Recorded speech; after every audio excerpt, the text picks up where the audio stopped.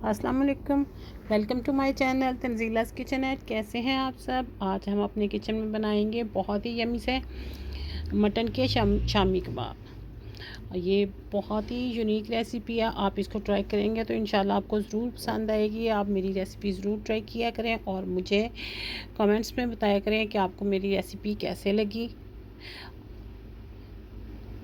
سب سے پہلے ہم بسم اللہ الرحمن الرحیم پڑھ کے ریسیپی سٹارٹ کرتے ہیں۔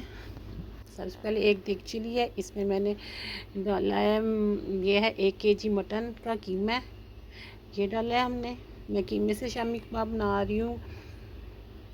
اور ½ کلو یہ چنے کی دال ہے، جو کہ میں نے 3-4 گھنٹے پہلے بھگو دی ہوئی تھی، وہ بھیگ کے کافی پھول گئی ہے۔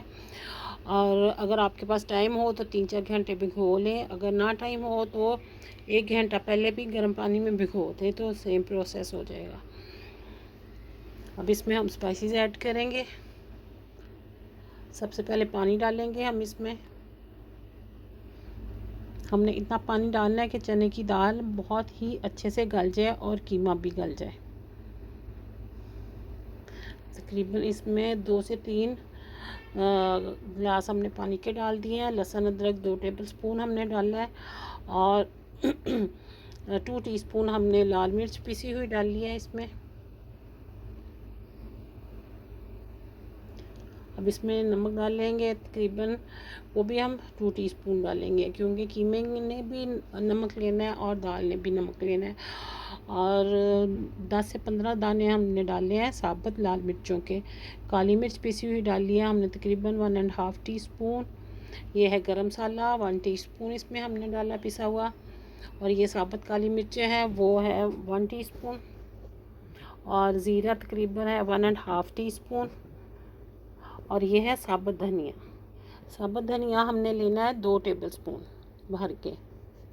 اس سے اس میں بہت ہی اچھا سا فلیور آتا ہے اور شامی کباب ہمارے بہت مزے کے لگتے ہیں۔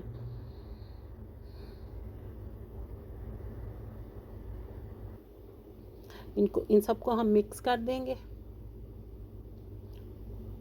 اور اس کے بعد ہم نے ڈالنی ہے 3-4 ہری مرچیں کاٹ کے ڈال دیں۔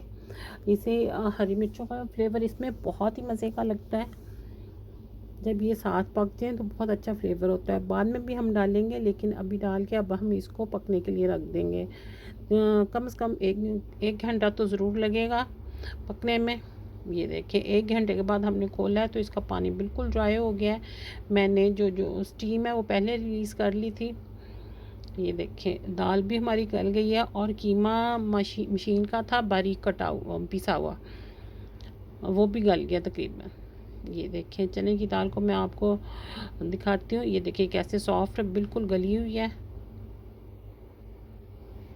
اور ٹیسٹ بھی اس کا بہت اچھا سا آ گیا ہے۔ اب میں لوں گی ہینڈ بلینڈر اور اس کو مکس کر لوں گی اچھے سے۔ اگر آپ چاہیں تو آپ جو کنڈی ہوتی ہے اس میں بھی کوٹ سکتے ہیں اور چاپر میں بھی چاپ کر سکتے ہیں، لیکن تھوڑا سا موٹا موٹا اگر رہے تو اس میں سب چیزوں کا ٹیسٹ جو ہوتا ہے وہ بہت زیادہ آتا ہے۔ اگر بہت زیادہ باریک ہم اس کو پیس لیں تو اس کا ٹیسٹ تھوڑا چینج ہو جاتا ہے۔ اب اس میں ہم نے ڈالی ہیں باریک کٹی ہوئی ہری مرچیں اور باریک کٹا ہوا ہرا دھنیا ہم نے اس میں ڈالا ہے۔ اب ہم اس میں ڈالیں گے 2 عدد انڈے ڈالیں گے ہم اس میں۔ اس کے اندر انڈے ڈالنے کا مقصد یہ ہوتا ہے اگر آپ بعد میں جب کباب فرائی کرنے لگیں تو چاہے تو بغیر انڈا لگائے فرائی کر لیں اور چاہے تو انڈا لگا کے فرائی کر لیں۔ بغیر انڈے کے فرائی کریں تو اوپر والی لیئر بہت کرسپی سی بنتی ہے جو بہت ٹیسٹی لگتی ہے۔ اب ہم نے چمچ کے ساتھ یہ سارا دھنیا اور ہری مرچیں مکس کر دیا ہے۔ اب اس کو ہم فل ٹھنڈا ہونے کے لیے رکھ دیں گے، ٹھیک ہے۔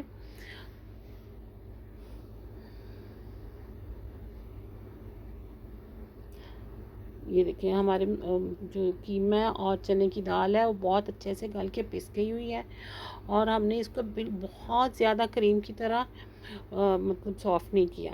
اس کو میں نے فریج میں مکسچر کو رکھ دیا ہوا تھا کال کا۔ آج میں شامی کباب اس کے بنا رہی ہوں اور میں آپ کو بتاتی ہوں یہ کیسے ہم نے ایک پورشن لیا ہے مکسچر کا اور اس کو گول گول دباتے ہوئے پہلے بال بنائیں گے اور پھر پریس کرتے ہوئے اس کو گھماتے ہوئے ہم شامی کباب بنا لیں گے۔ دیکھیں آپ دیکھیے گا کتنا اچھا ہمارا گول سا شامی کباب بن جائے گا۔ اگر آپ وہ شامی کباب میکر ہوتا ہے اس میں بنانا چاہیں اس میں بنا لیں، اور چاہے تو ایسے بنا لیں۔ میں تھوڑے سے موٹے سائز کے بنا رہی ہوں، اس میں بہت ہی پھر جوسی پن آ جاتا ہے اور بہت ٹیسٹی لگتا ہے۔ اگر آپ چاہیں تو چھوٹے سائز کے بھی بنا سکتے ہیں، اور چاہیں تو بڑے سائز کے بھی۔ یہ دیکھیں کتنا خوبصورت ہمارا شامی کباب بن گیا۔ اسی طرح سے ہم تمام شامی کباب بنا لیں گے، جتنے ہمیں چاہیے اتنے ہم فرائی کرنے ہیں، ہم نے اتنے بنا لیں گے، اور باقی کے شامی کباب بنا کے ہم فریز کر سکتے ہیں۔ یہ مہینہ بھی آپ فریز کر کے رکھ سکتے ہیں، اور جب چاہے آپ اس کو نکال کر شامی کباب بھی کھا سکتے ہیں، اور اس کا برگر بھی بنا کے کھا سکتے ہیں، اور بریڈ میں بھی اس کے لگا کے اس کو سینڈوچ بنا کے بھی کھا سکتے ہیں۔ اس کو کیچپ اور ہری چٹنی کے ساتھ بھی کھایا جا سکتا ہے۔ اب ایک پین میں میں نے آئل گرم کر لیا ہوا ہے، اور اس میں ہم نے ڈال دیے ہیں بغیر انڈا لگائے ہوئے شامی کباب۔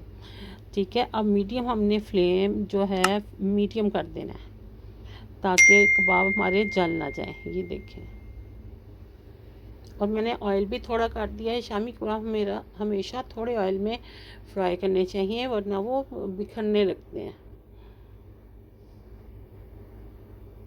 یہ دیکھ کتنا اچھا ماشاءاللہ کلر آ گیا ہمارے شامی کباب میں، اور اوپر والی لیئر کتنی کرسپی بنی ہے۔ یہ دیکھیں،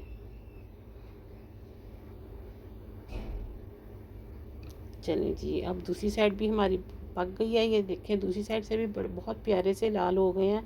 اب ہم اس کو سرونگ پلیٹ میں نکال لیں گے۔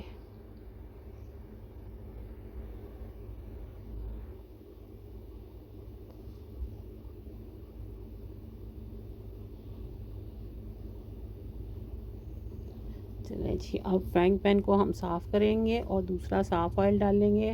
اب ایک انڈا لیں گے باؤل میں، اور اس کو اچھے سے پھینٹ لیں گے۔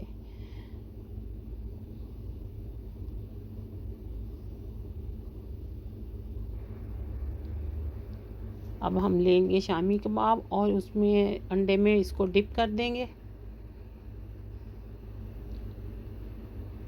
اور پھر اس کو آئل میں ڈال دیں گے۔ آئل ہمارا گرم ہے، اور فلیم جو ہے وہ میڈیم ہے۔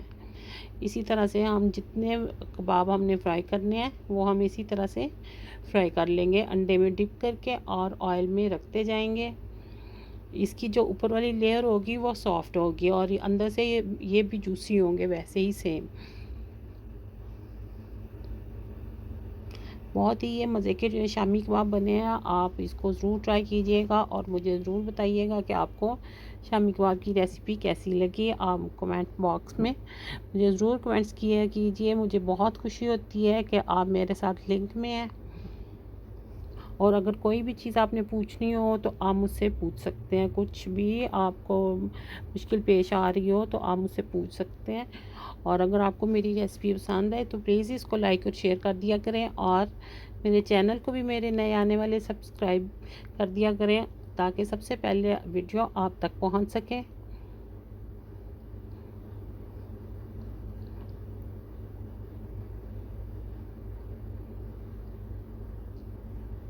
دیکھیں ایک سائڈ سے پک گئے ہیں، اب ہم اس کی سائڈ چینج کر رہے ہیں۔ دیکھیں کتنی اوپر سے سافٹ اور کتنی پیاری لائٹ گولڈن سا کلر آیا ہے، اور بالکل اس کا سافٹ ٹچ ہے۔ یہ اوپر سے بھی سافٹ ہے اور اندر سے بھی سافٹ ہے۔ چلیں جی، یہ ہمارے کباب یہ بھی بن گئے ہیں، بہت اچھے سے فرائی ہو گئے ہیں۔ اب اس کو بھی ہم نکال لیں گے سرونگ پلیٹ میں۔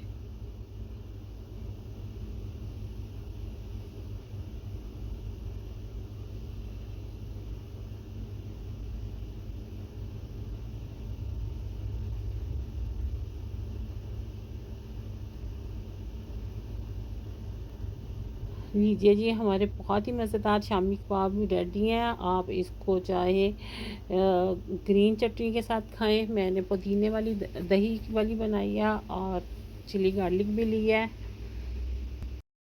آپ چاہے چلی گارلک کے ساتھ اس کو کھائیں یا گرین چٹنی کے ساتھ کھائیں، آپ کو یہ بہت ہی مزے کے لگنے والے ہیں۔ اس کے ساتھ ہی مجھے اجازت دیں، انشاءاللہ نئی ریسیپی کے ساتھ ملیں گے۔ اللہ حافظ۔